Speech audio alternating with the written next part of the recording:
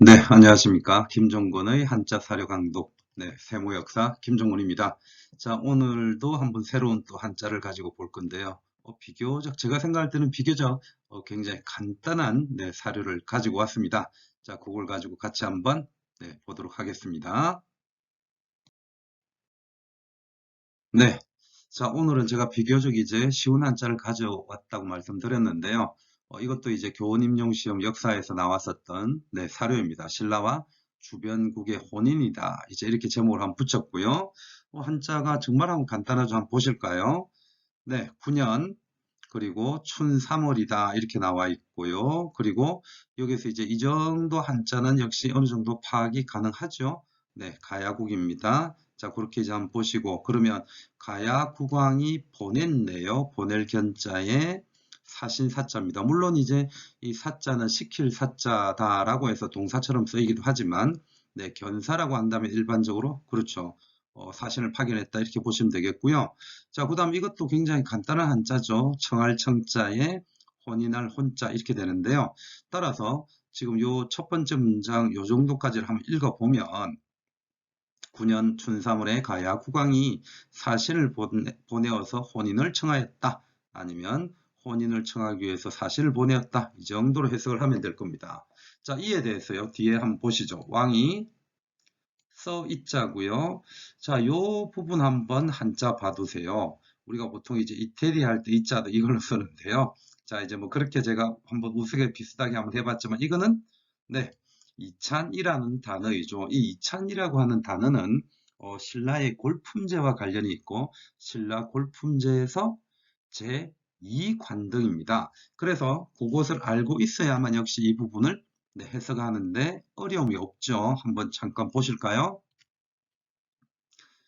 자, 여기에 보시면 이제 제가 신라 관등제, 즉 골품제를 한번 가지고 와봤는데요. 여기에 보시면 이제 첫 번째 1관등이 이벌찬이고 2관등이 이찬이라고 여기 나와 있죠. 자, 그렇게 이제 이 관등, 즉 골품제 속에 관등과 관련되어 있음을 한번 봐두시면서 뒤를 읽어보도록 하겠습니다.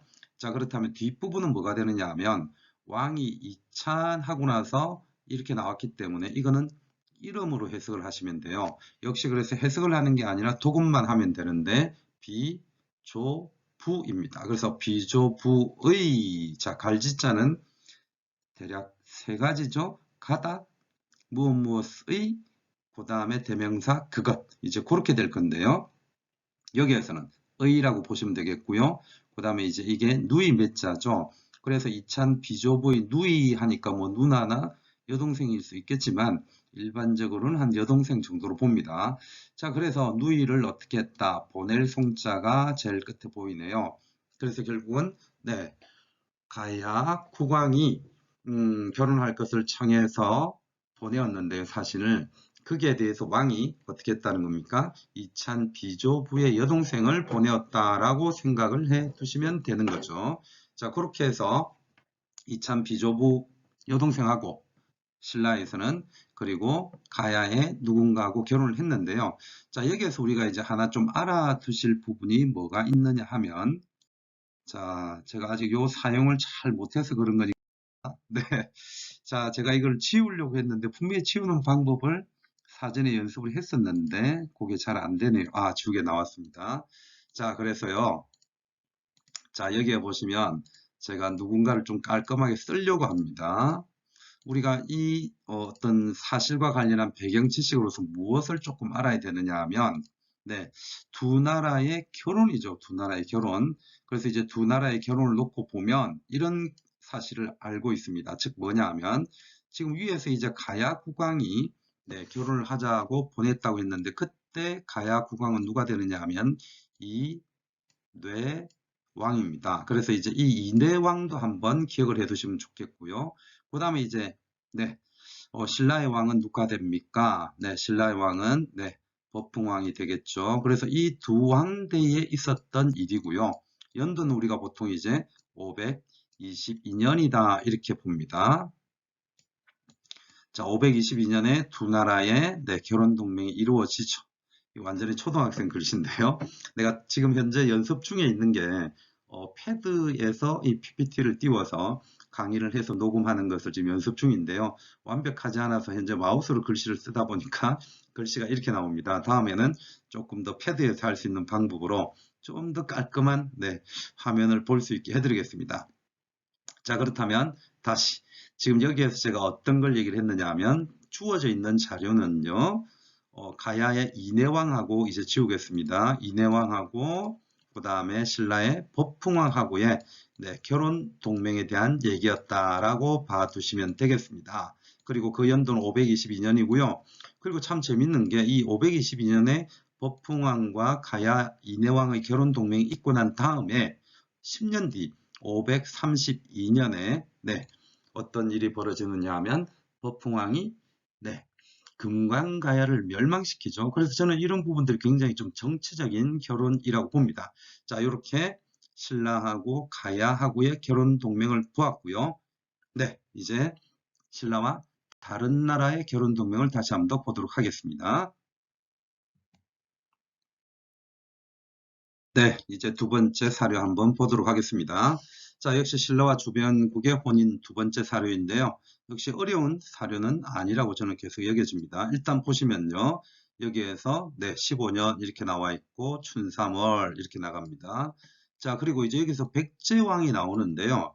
일단 백제왕 모대가 조금 중요하다고 생각을 하시면 되겠습니다. 우리가 앞에 어떤 사료에서 고구려하고 백제하고의 어떤 전쟁이나 전투가 벌어졌던 사료를 본 적이 있는데, 그때 예를 들어서 백제의 부여경이라는 사람이 나왔었죠. 그랬을 때 이 여경 또는 이제 부여경이라고 하는 사람이 계로왕임을, 그리고 이제 고구려 왕으로서는 쇠라는 사람이 나왔었고, 그 쇠는 고국 원왕이었었고요. 그 다음 또 백제왕으로서 수가 나왔는데 그거는 금구수왕이고, 또 고구려 왕으로서 연이라는 사람이 나왔는데 그건 장수왕. 그런 식으로 좀 찾아가는 게 필요했죠.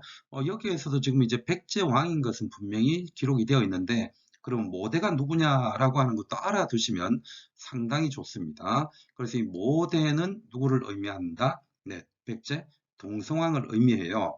그래서 이제 백제 동성왕이 밑에를 보시면 아까 앞에 사료랑 구조가 동일하죠? 견사청원. 그래서 이건 뭐 간단하게 지나가도 될 겁니다. 그럼 백제 왕이었었던 동성왕이 역시 사신을 파견해서 결혼할 것을 청했고요. 이에 왕이 그 다음에 아까 앞에 사료하고 또 구조가 비슷하네요. 그죠? 여기는 이찬이 아니라 이벌찬입니다. 그러면 이벌찬은 신라에서 여기서 첫 번째 일관등이 되겠죠. 그러면서 이벌찬 비지 여라고 되어 있단 말이에요. 그러면 이제 요거는 비지의 딸이라고 보통 해석을 할 수가 있어요. 자, 그래서 왕이 이벌찬 비지의 딸을 보냈다. 앞에 사례랑 참 비슷하죠. 자, 그렇게 해서 이것도 간단하게 이제 한번 생각을 해보면 해석이 굉장히 쉽다는 생각인데요. 자, 그렇게 이 뭐라고 할까요? 지금 결혼 동맹이 이루어졌음을 알 수가 있는데, 이 결혼 동맹은 그러면 도대체 누구랑 누가 이루어진 거냐라고 했을 때요. 지금 백제왕은 모대라고 나왔단 말이에요. 그죠? 자, 백제왕은 이제 모대라고 나왔는데 신라왕은 그럼 도대체 누구냐? 우리가 지금 현재 보이지 않고 있죠? 자, 여기에 대해서 우리가 이제 기억을 하셔야 되는 것은 역시 배경 지식이죠. 신라하고 백제하고의 결혼 동맹은 493년에 이루어졌고요. 일반적으로 신라와 백제의 동맹은 433년에 이루어진 것으로 얘기를 하죠. 그러다가 점점 고구려의 압박이 커지자 두 나라는 결혼 동맹에 이르게 되고요. 백제는 동성왕, 그리고 신라는 누구? 소지왕대로 우리가 보통 보고 있습니다. 그래서 이 두 왕대의 결혼 동맹이 이루어졌음을 알 수 있는 중요한 사료라고 볼 수 있겠습니다. 역시 약간의 한자는 워낙에 쉽기 때문에 약간의 배경 지식 정도면 되는 거였죠. 여기에서 봤었던 모대란 인물하고 보이진 않지만 여기에서 문장상 우리가 이제 볼 수 있는 게 요 왕이라고 하는 사람은 신라 소지왕임을 다시 한번 더 떠올려 주시면서 이 사료를 해석을 해 주시면 되겠습니다. 그럼 지금까지 신라가 가야하고 결혼 동맹을 맺었고 그 다음에 백제하고 결혼 동맹을 맺은 사실을 확인을 했습니다. 그러면 이제 마지막 사료를 한번 보도록 하겠습니다. 자, 이제 마지막 사료도 역시 한자는 어렵진 않죠. 자, 그렇다면은 자, 첫 번째 20년 그리고 3월 여기까지는 지나가고요. 이제 여기를 한번 보실까요? 여기에서 뭐 금과 은이 나오는데 역시 어려운 한자는 아니라고 봐야죠. 자, 그리고 이제 뭐 여러 잡, 섞일 잡 이렇게 될 거고 여기가 이제 채라는 글자인데요. 이게 이제 채라고 하는 게 역시 어떤 의미가 있느냐 하면 비단이라는 의미가 있어요. 그래서 이거는 이제 금과 은 그리고 여러 비단 이렇게 됩니다. 그리고 밑에 마저 본다면 비단 100단을 준 거죠. 뭐 한 단, 두 단 어떤 단위가 있을 겁니다. 그래서 이제 비단을 한 100단이나 주었다라고 하는 게 되고요. 자, 그 다음에 여기에 이 한자도 우리가 한 번씩 쓰기도 합니다. 줄사자죠. 네, 그렇게 해서 이제 줄사자를 쓰고 있고, 그 다음에 여기를 또 잘 하셔야 됩니다. 카플 보자에 덕덕자에 왕 이렇게 보면 안 되고, 역시 그렇죠. 이거는 보덕왕이라는 사람을 이제 우리가 네, 봐야 되고요. 그리고 이 이름도 엄청 중요하죠. 이제 안성이다라고 하는 사람인데 이 안성이라고 하는 사람을 우리가 이제 어디에서 보게 되느냐 하면 자, 660년 백제가 무너지고요. 668년에 고구려가 무너지죠. 근데 이 두 나라가 무너지고 나서 사실상 그냥 나라가 사라진다기보다는 소위 말해서 네, 부흥운동을 벌입니다. 백제도 부흥운동을 벌였고 그 다음에 고구려도 부흥운동을 벌였죠. 고구려 부흥운동을 벌였던 인물 중에 하나가 누굽니까? 이 안승이죠. 그리고 이 안승이 고구려 부흥운동을 벌였을 때 신라의 입장에서는 네, 당과의 전쟁을 염두를 해두고 이 고구려 부흥운동 했던 사람들에게 일정하게 뭐합니까? 지원을 해주지 않습니까? 그리고 이 지원을 하면서 안승이 이끌었었던 이 고구려 부흥운동 세력을 그죠? 우리나라로 들어오게 만들어 줍니다. 자, 그게 이제 어디였는지를 한번 보도록 하겠습니다. 자, 보시면은 오늘날의 네, 익산이죠. 제가 다른 색깔로 한번 해볼까요? 자, 여기에서 오늘날의 익산이 될 겁니다. 그래서 이 오늘날의 익산 지역에다가 금마저라고 해서 네, 안성이 네, 여기에 머무를 수 있게 해주죠. 물론 이거는 이제 안성의 입장에서는 굉장히 좋은 일일 것이고요. 그 다음에 신라의 입장에서는 제가 좀 전에 말씀드린 것처럼 어떤 의도? 나당 전쟁을 치르기 위해서 네, 사실은 좀 미리 포석을 깔아두는 거라고 볼 수가 있는데 그때 나온 인물이 누구라고요? 이 안성입니다. 그래서 이 안성을 한번 기억을 해 두시면 좋겠습니다. 됐나요? 자, 그래서 좀 전에 봤었던 이 안승이라는 사람을 생각을 하시면서 자, 마저 한번 읽어볼까요? 자, 요거는 아까 백제하고 맺었던 결혼동맹에서 보였던 한자 구조랑 거의 동일하죠? 보냈습니다. 네. 그리고 왕의 여동생을 맺자니까 그리고 처가 되게끔 했다. 이렇게 네, 문장 구조로 보시면 될 거예요. 따라서 전체적으로요. 이 사료도 신라가 결혼 동맹을 맺었던 사실을 보여주는데 누구랑 결혼을 했다. 그냥 단순하게 이제 고구려가 아니라 네, 보덕왕이라고 해서 고구려 부운동 과정에서 나온 이 안승이라는 사람이 어디에서요? 금마저에서 자 금마저에서 나라를 세우게 해줬던 그 보덕왕입니다. 그 사람하고 결혼 동맹을 맺은 사실이죠. 그래서 우리는 여기에서 이제 한자 해석은 그 정도면 될 건데요. 어떤 사실을 한번 알아두면 좋느냐 하면 이 결혼 동맹은 그렇다면 네, 지금 보덕왕 안성은 나왔는데 신라왕은 누구냐 하는 건데요. 그 신라왕이 누구냐 하면 문무왕입니다.